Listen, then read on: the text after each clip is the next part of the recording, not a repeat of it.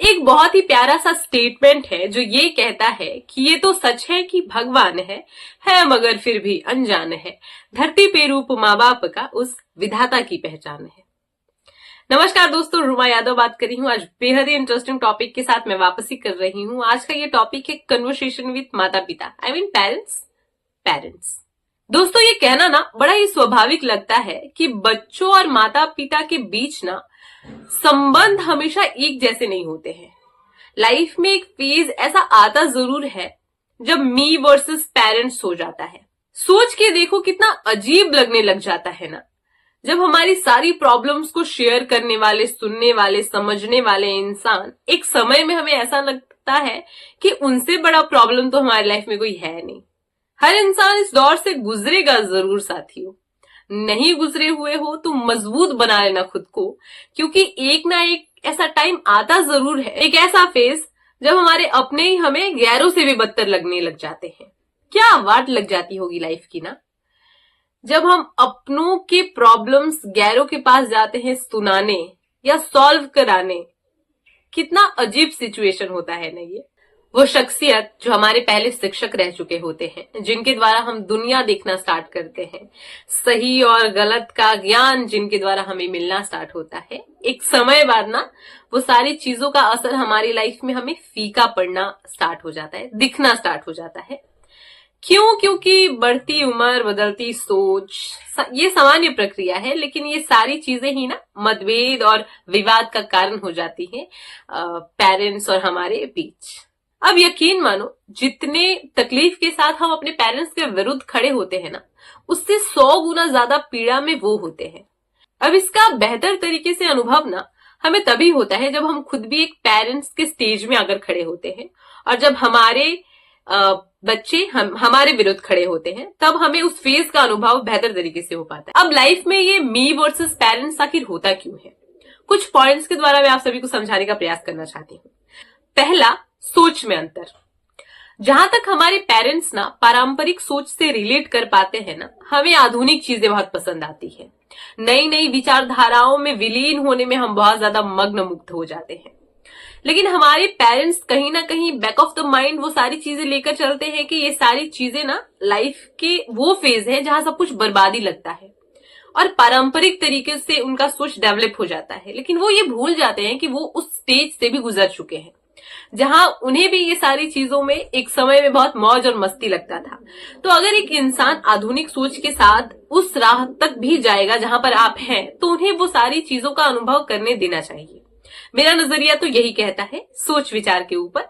जहां तक आप पुरानी विचारधाराओं में खुद को बहुत ही कंफर्टेबल महसूस करते हो, वो अभी नए दौर में है और उसे नई नई चीजें पसंद आ रही। अब दूसरा पॉइंट, जीवन शैली में अंतर।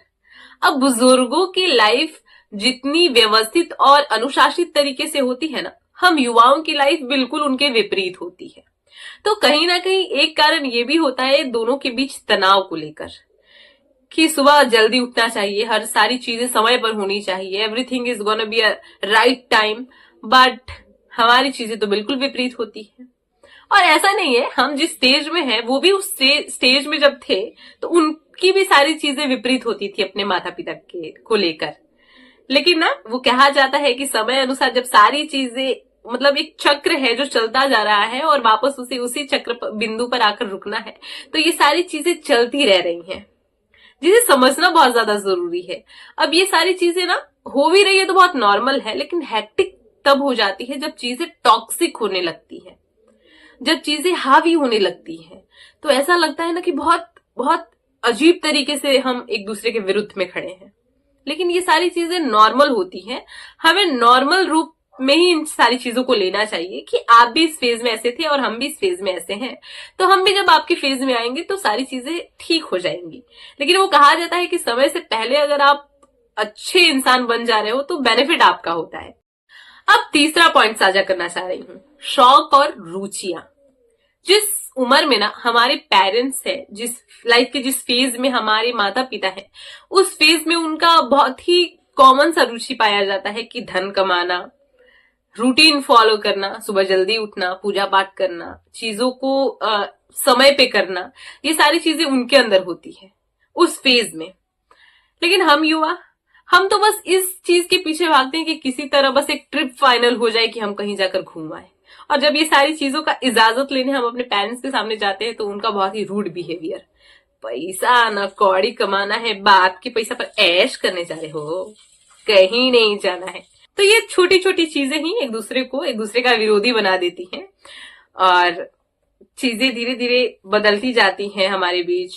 पेरेंट्स अलग सोच रखने लगते हैं, युवा अलग सोच रखने लगते हैं, और फिर अगर ये सारी चीजें एक पीक पर आकर मिल जाए तो ठीक लगता है, लेकिन जब ये सारी चीजें एक दूसरे के बहुत ज्यादा विरोध में खड़ी होने लगती हैं तो चीजें आगे जाकर भी ठीक होने का नाम बहुत कम लेती हैं। क्योंकि जैसे जैसे आप आगे जाने लगते हो ना, अब आपकी लाइफ होने लगती है। आप शादी करेंगे, आपके बच्चे होंगे, तो आप उस फेज में होने लगते हैं और आप कहीं ना कहीं कटने लगते हैं इस एरिया से। सो ये भी एक कारण है एक दूसरे के बीच तनाव होने का। और चौथा, प्रभाव का अंतर। जिस फेज में हमारे पेरेंट्स है ना, उस फेज में उनको परिवार, लोग, समाज का बहुत प्रभाव होता है। वो उस पॉइंट ऑफ व्यू से अपने बच्चे को आगे ले जाने में इंटरेस्टेड होते हैं। लेकिन बच्चा बेचारा, उसके अंदर तो आधुनिक प्रभाव है। वो जो लोगों को देख रहा है, अपने उम्र के लड़के को देख रहा है, अरे ये तो ये तो हम भी ये। और ये गलत नहीं है। मैं ये कहना चाहूंगी, अगर लाइफ के आप जिस भी फेज से गुजर रहे हो, अगर वो फेज वो सारी चीजें डिमांड करता है तो वो सारी चीजें होनी चाहिए लाइफ में।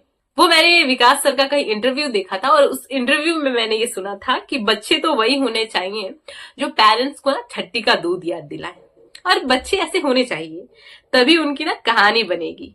तो बुढ़ापे में माता पिता जब बैठे रहेंगे और जब 4 लोग आएंगे ना, तब उनकी कहानी बनेगी कि अरे ये तो बहुत बदमाश था छोटे पर। और जो सीधे साधे, बहुत ही भोले भाले, बहुत ही अच्छे बच्चे होते हैं, उनका ये है कि ये तो बहुत सीधा रहन, जो कहते थे वो सारी चीजें ये करते थे लाइक। लेकिन जो दुष्ट होते हैं ना, उनकी बहुत अलग कहानी बन जाती है लाइफ में। अब विरोधी बनने में कोई बुराई नहीं है, लेकिन मेरा नजरिया ये कहता है कि चीजें ऐसी ना हो जाए दोनों के बीच कि खून के आंसू रुलाने लग जाए। तो कोशिश करना चाहिए कि भावनाओं को ठेस भी ना पहुंचे और हमारे काम भी होते रहे। मतलब ये कोई बीच का रास्ता निकाल के हमें दोनों तरफ मैनेज करने की अदा अपने अंदर रखनी चाहिए। क्योंकि एक चीज याद रखना कि जो इंसान आपसे बड़ा है, जिस इंसान ने आपसे बेहतर दुनिया देखी है, वो कहीं ना कहीं आपसे ज्यादा अनुभवी है उस फील्ड में। और अगर वो आपको दबाव दे रहा है किसी चीज के लिए कि ये चीज लाइफ में नहीं होनी चाहिए, तो एक कहीं ना कहीं उस पॉइंट ऑफ व्यू को भी समझना चाहिए कि क्यों नहीं होनी चाहिए। और अगर आपको ऐसा लगता है कि आप उस फील्ड में ठीक है, ये सारी चीजें करके भी आप ठीक रहेंगे, तो आपको उनको कन्विंस करने की अदा आनी चाहिए। अब चीजें बहुत ज्यादा टॉक्सिक और हेक्टिक नहीं होनी चाहिए इस रिलेशनशिप में। थोड़ा बहुत सबकी लाइफ में होता है और ये सही है, बट चीजें टॉक्सिक और हेक्टिक नहीं होनी चाहिए।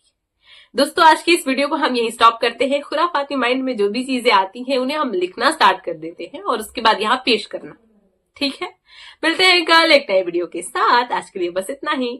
चीजें पसंद आती है तो कमेंट बॉक्स में ना अपनी फीलिंग्स को लिखना कि इस वीडियो को सुनने के बाद आपको फील कैसा हुआ। Bye bye.